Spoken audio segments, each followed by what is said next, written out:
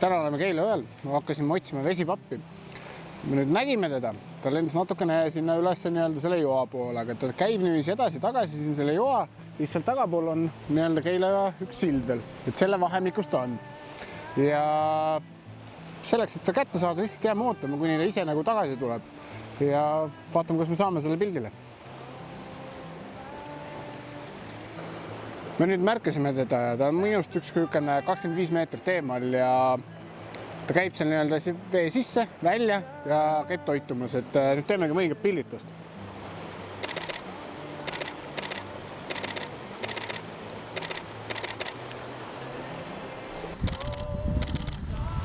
Selleks, et head pilti saada, on vaja mõningaid asju alati kaasa võtta, on vaja näiteks võtta kaasa monopool. Sellepärast, et kui sa hoiad nagu suuremaid, raskemaid torusid, siis nendega tekib see asi, et sa väsid ära ja kui sa enam ei jaksa hoida, see hakkab pilt värisema. Teine asi, mis ma kasutan veel, on objektiivstabilisaator, on mul alati sees.